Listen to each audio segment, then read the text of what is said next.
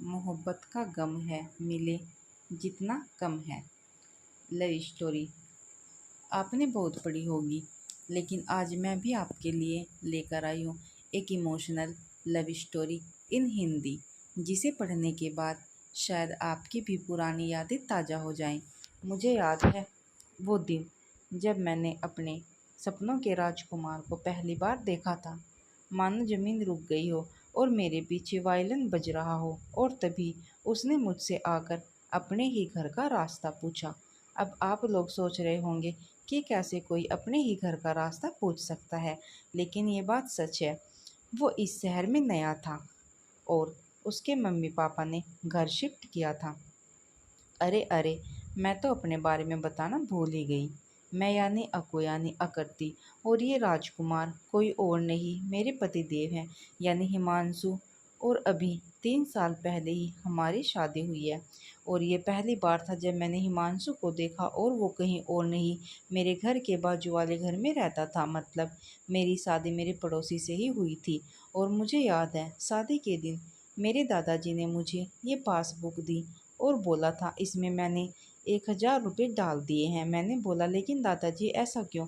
दादाजी ने मुस्कुरा कर बोला कि मेरी रानी, ये पैसे नहीं हैं, ये एक जिंदगी की किताब है। हिमांशु और मैंने एक साथ बोला, किताब? मतलब दादाजी ने बोला कि जब भी कोई खुशी हो हमेशा इसमें कुछ पैसे डालना और उस पर लिख देना कि किस चीज़ के लिए पैसे डाले हैं। इसे तुम दोनों की यादें भी बनी रहेंगी और पैसे भी जुड़ जाएंगे।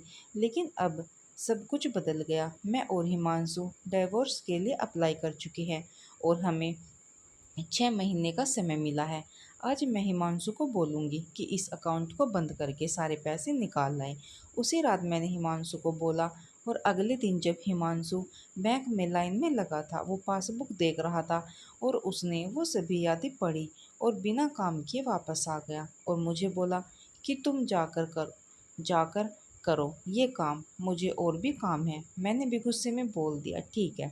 अगले दिन जब मैं बैंक पहुंची, तब लाइन में लगकर पासबुक पढ़ रही थी। पढ़ते पढ़ते मेरी आंखों में पानी आ गया और मैंने ये सोचा कि कैसे मैं हिमांशु से दूर हो गई और कैसे डाइवोर्स के लिए हम मान गए।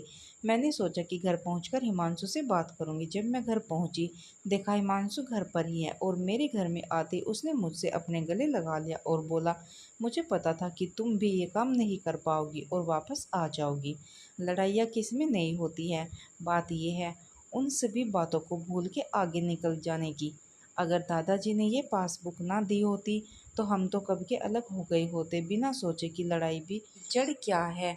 हम अपने सभी अच्छे पलों को भूल जाते हैं, लेकिन अब हम साथ हैं।